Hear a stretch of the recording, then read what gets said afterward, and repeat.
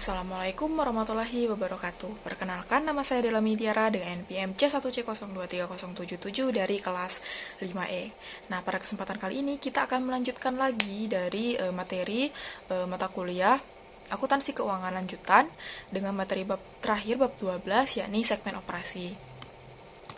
Nah, langsung saja kita ke materi yang pertama, yakni konsep dan karakteristik segmen operasi. Penyusunan laporan keuangan konsolidasian yang memberikan laporan keuangan entitas induk dan entitas anak, seakan-akan mereka adalah satu entitas, meskipun sebenarnya merupakan entitas legal yang terpisah. Namun, dalam entitas tunggal memungkinkan terdapat bagian yang disebut sebagai segmen operasi, sehingga dari sudut pandang konsolidasi, laporan keuangan entitas tunggal tersebut merupakan hasil dari proses konsolidasi atas segmen operasi yang ada. Nah, pada pembahasan kali ini menekankan bagaimana proses konsolidasi segmen operasi, meskipun prinsip konsolidasi seperti eliminasi juga digunakan dalam pelaporan segmen. Nah, ke pembahasan selanjutnya yakni konsep pelaporan segmen operasi. Nah, konsep pelaporan segmen operasi ini dibagi lagi menjadi dua bagian. Yang pertama yaitu tujuan pelaporan segmen operasi dan yang kedua lingkup pelaporan segmen operasi. Yang pertama, tujuan pelaporan segmen operasi. Nah, salah satu strategi yang dilakukan perusahaan dalam mengembangkan bisnis adalah dengan melakukan diversifikasi usaha. Dengan diversifikasi usaha perusahaan dapat mengelola risiko sekaligus memperoleh peluang profit baru. Dalam melakukan evaluasi, pengguna laporan keuangan tentunya tidak hanya membutuhkan informasi atas operasi perusahaan secara keseluruhan, namun juga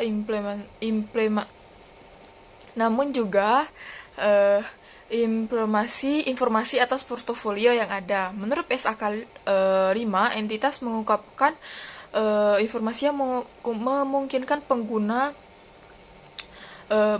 pengguna laporan keuangan untuk mengevaluasi sifat dan dampak keuangan dari dampak aktivitas yang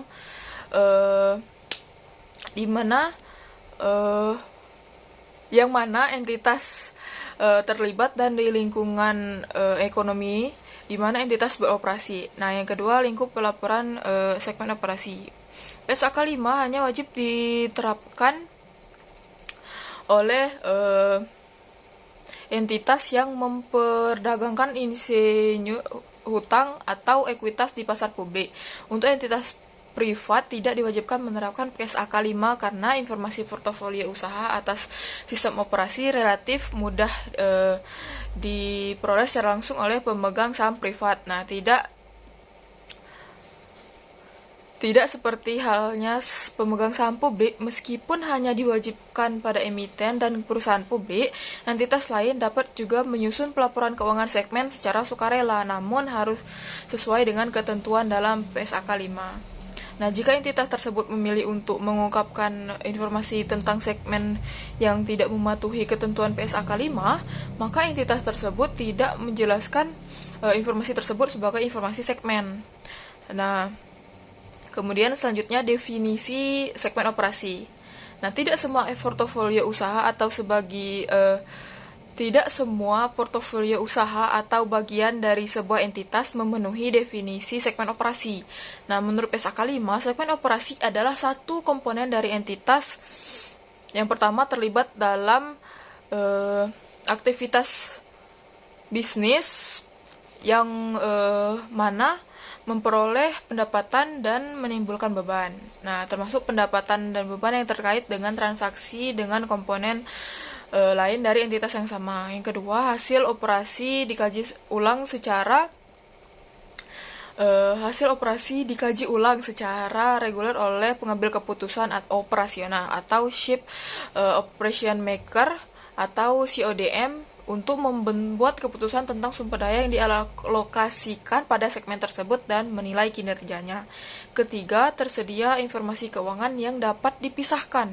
Nah, berdasarkan ketiga karakteristik tersebut, secara sederhana dapat disimpulkan bahwa segmen operasi adalah bagian entitas yang merupakan profit center atau memiliki pendapatan dan beban yang kinerjanya dievaluasi secara berkala dan memiliki informasi keuangan yang terpisah. Nah, kemudian selanjutnya penentuan segmen operasi.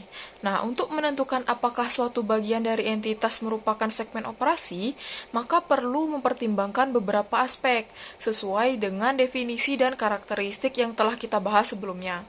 Nah, untuk langkah menentukan segmen operasi ini ada 4 langkah. Yang pertama yaitu identifikasi CODM. Yang kedua, bisakah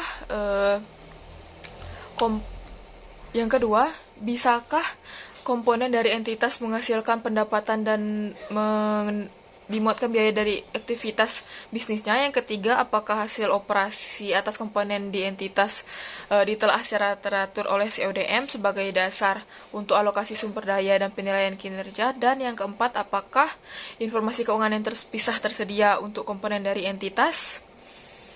Nah, kita akan bahas satu persatu, yakni pengambilan identifikasi CODM. Nah, pengambilan keputusan operasional CODM itu adalah sebuah fungsi dan tidak harus dalam bentuk jabatan spesifik. Nah, CODM bisa berupa perorangan seperti halnya Chief Executive Officer atau CEO, atau juga Chief Operating Officer atau COO, atau bisa juga sekelompok eksekutif seperti dewan direksi atau komite manajemen. Nah, fungsi CODM adalah untuk mengalokasikan sumber daya untuk menilai operasi hasil segmen suatu entitas. Nah, CODM ini biasanya menerima laporan perusahaan yang dipecah menjadi beberapa segmen. Nah, misalnya jenis produk atau geografi. Nah, dan kemungkinan pemecahan tersebut memenuhi definisi segmen operasi. Nah, oleh karena itu, kemungkinan besar manajemen itu sudah memiliki informasi internal perusahaan dalam format yang serupa dengan yang untuk menyusun pelaporan segmen. Kemudian, langkah yang kedua yaitu bisakah komponen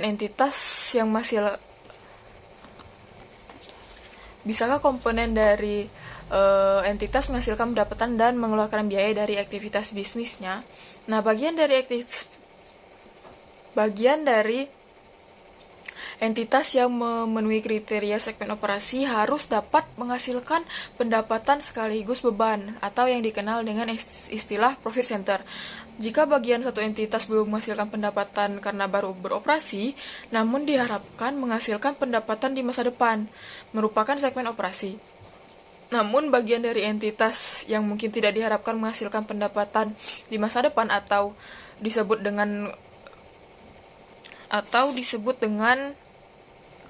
cost center seperti kantor pusat bukanlah segmen operasi. Langkah yang ketiga, apakah segmen operasi atas komponen dari entitas ditelaah secara teratur oleh CODM sebagai dasar untuk alokasi sumber daya dan penilaian kinerja.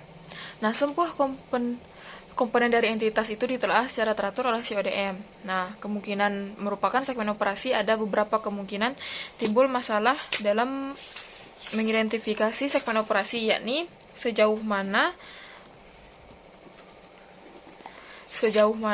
hasil operasi unit bisnis adalah dikumpulkan untuk tujuan telaah oleh CODM. Nah, dalam banyak kasus, CODM akan menerima dan menelaah informasi atas operasi individu unit bisnis secara kelompok unit bisnis. Dan mungkin sulit untuk menetapkan kesimpulan informasi mana yang digunakan CODM untuk membentuk keputusan tentang sumber daya yang akan dialokasikan dan penilaian kinerjanya.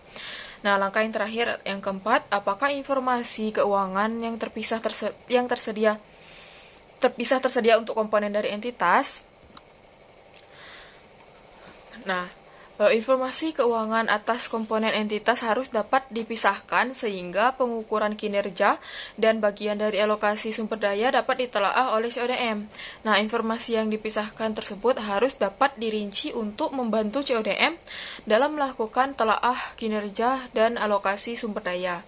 Nah, di sini saya mengambil satu contoh untuk penentuan segmen operasi, yakni suatu entitas memiliki 8 unit terdiri dari 5 operasi, 1 unit pengembangan bisnis, dan 1 kemitraan sosial, 1 unit kantor pusat.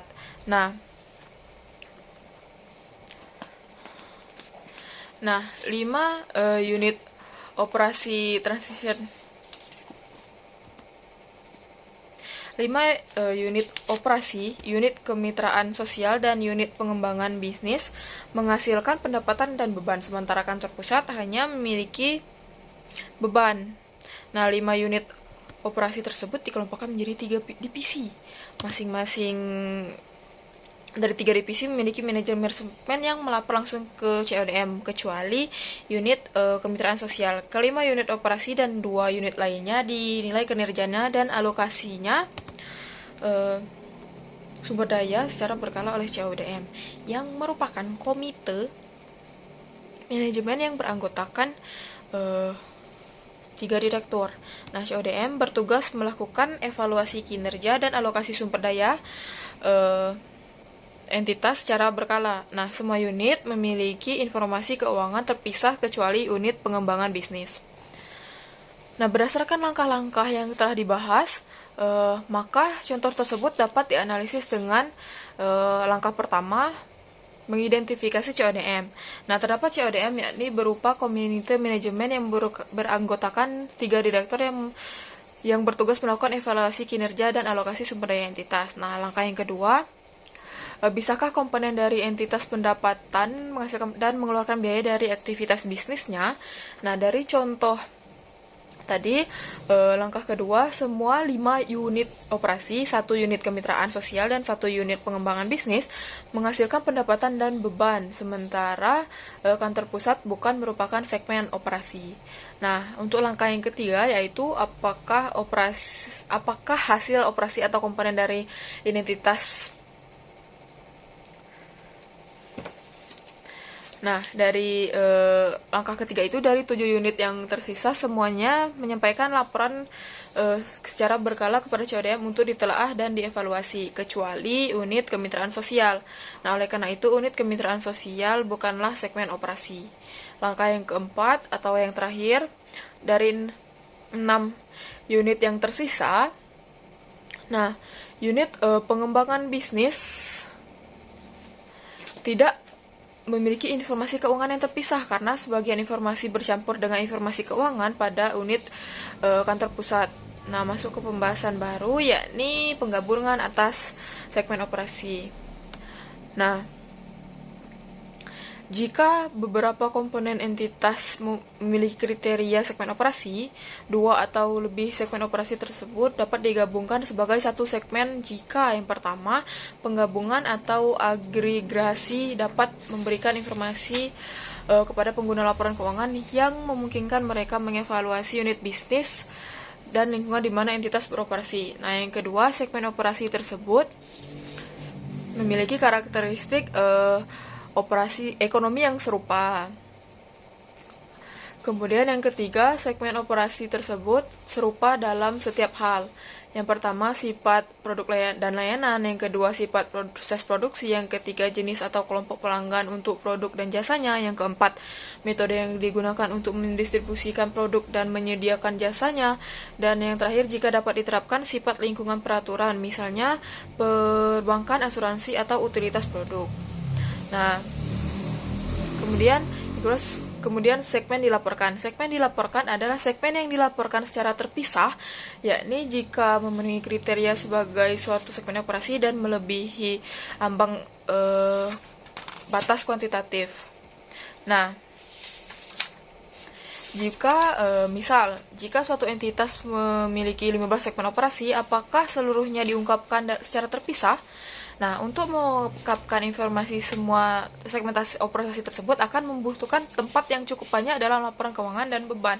Nah, semua informasi atas segmen bermanfaat dan berpengaruh terhadap keputusan laporan keuangan karena nilainya tidak material. Oleh karena itu, entitas cukup melaporkan informasi secara terpisah tentang setiap segmen operasi. Nah, kemudian ambang batas kuantitatif. Nah, ambang batas kuantitatif ini dibagi menjadi dua, yakni ambang batas kuantitatif 10% dan ambang batas kuantitatif 75%. Nah, yang pertama yang 10%. Nah, berdasarkan PSAK 5, entitas secara terpisah melaporkan informasi tentang suatu segmen operasi yang memenuhi ambang batas kuantitatif. Yang pertama, pendapatan yang dilakukannya dari segmen masuk penjualan ke pelanggan eksternal dan penjualan atau transfer antar segmen adalah 10% atau lebih dari gabungan pendapatan internal dan eksternal dari semua segmen operasi.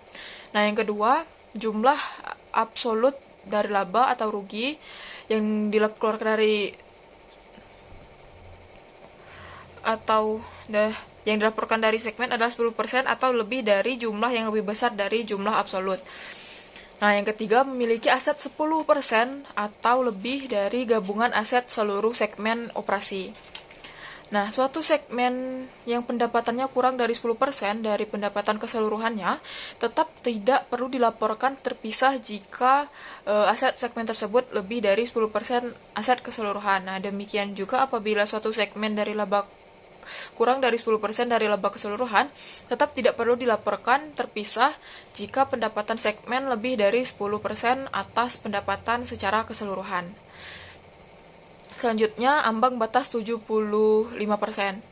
Nah, jika total pendapatan eksternal yang dilaporkan oleh segmen operasi kurang dari 75% dari pendapatan entitas, maka tambahan segmen operasi diidentifikasi sebagai segmen dilaporkan, atau bahkan segmen operasi tidak memiliki kriteria ambang batas kuantitatif 10% hingga setidaknya 75% dari pendapatan eksternal entitas tercakup dalam segmen dilaporkan. Nah, kemudian pengukuran dan pengungkapan. Nah, yang pertama, pengungkapan.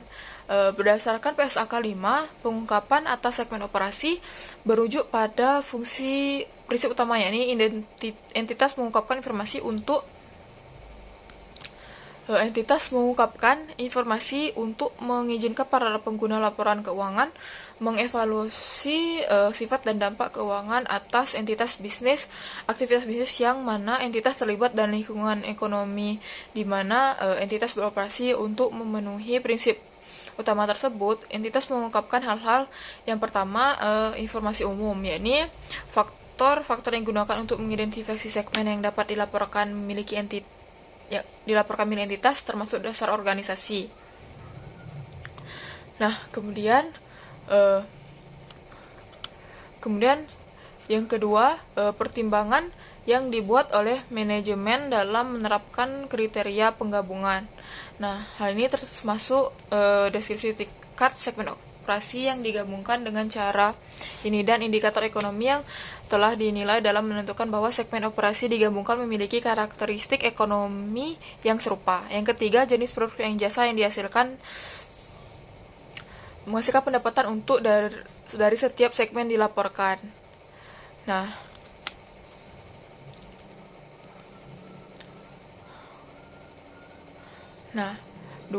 informasi tentang laba atau rugi segmen dilaporkan. Nah, termasuk pendapatan tertentu, aset segmen, informasi tentang laba atau rugi yang segmen dilaporkan. Nah, termasuk pendapatan dan beban tertentu yang termasuk dalam laba rugi segmen dilaporkan atau segmen, liabilitas segmen, dan dasar pengukuran. Kemudian rekonsiliasi dari total pendapatan segmen, laba atau rugi segmen dilaporkan, aset segmen, liabilitas segmen, dan unsur material segmen lainnya yang terhadap jumlah yang terkait dalam entitas. Nah, rekonsiliasi jumlah dalam laporan posisi keuangan untuk segmen dilaporkan terhadap jumlah dalam laporan posisi keuangan entitas disyaratkan untuk setiap tanggal di mana laporan posisi keuangan disajikan. Nah, informasi atau periode lalu disajikan kembali. Nah, selanjutnya pengukuran. Pengukuran dalam segmen operasi yang dilaporkan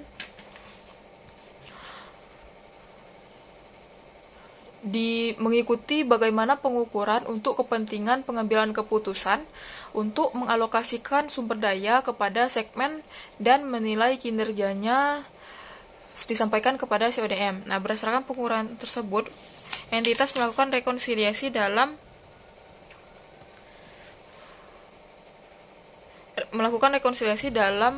atas segmen operasi. Yang pertama yaitu total pendapatan segmen dilaporkan terhadap pendapatan entitas. Yang kedua, total ukuran laba atau rugi segmen dilaporkan terhadap laba atau rugi entitas sebelum beban pajak atau pendapatan pajak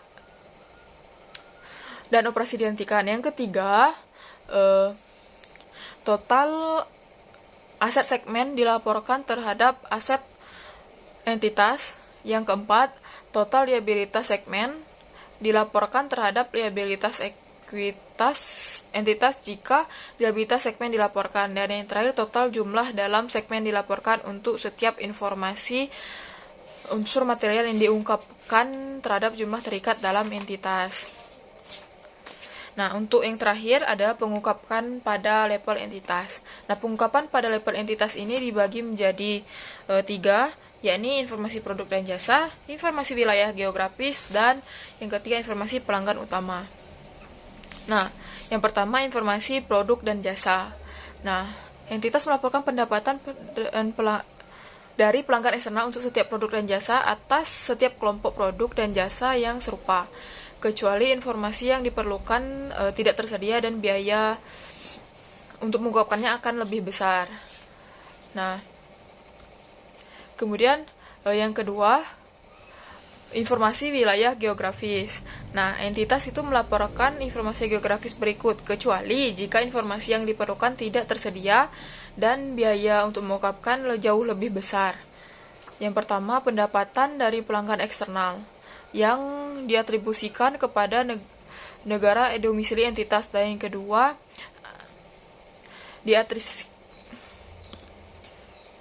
diatribusikan kepada negara asing secara total di mana entitas memperoleh pendapatan. Yang kedua, aset tidak lancar selain instrumen keuangan, aset pajak yang ditangguhkan, aset imbalan kas pasca kerja, dan hak yang timbul akibat kontrak asuransi. Yang pertama, yang beralokasikan di negara domisili entitas, dan yang kedua beralokasi di semua negara asing secara total di mana entitas memiliki aset tersebut. Nah, jumlah yang dilaporkan pada pelaporan berdasarkan pada informasi keuangan yang digunakan untuk menghasilkan laporan keuangan entitas. Jika informasi yang dikeluarkan tidak tersedia dan biaya yang mengungkapkan akan jauh lebih besar, maka faktor tersebut diungkapkan. Yang ketiga, informasi pelanggan utama. Entitas memiliki informasi tentang sejauh mana entitas bergantung pada pelanggan utamanya. Nah, jika pendapatan yang ditransaksi dengan pelanggan eksternal mencapai jumlah 10% atau lebih dari pengungkapan atau dari pendapatan entitas, maka entitas harus mengungkapkan fakta tersebut. Nah, total jumlah pendapatan dari setiap pelanggan dan entitas segmen yang melaporkan pendapatan tersebut. Nah, hanya itu saja yang dapat saya sampaikan dalam pembahasan bab ini. Lebih dan kurangnya saya mohon maaf. Saya akhiri. Wassalamualaikum warahmatullahi wabarakatuh.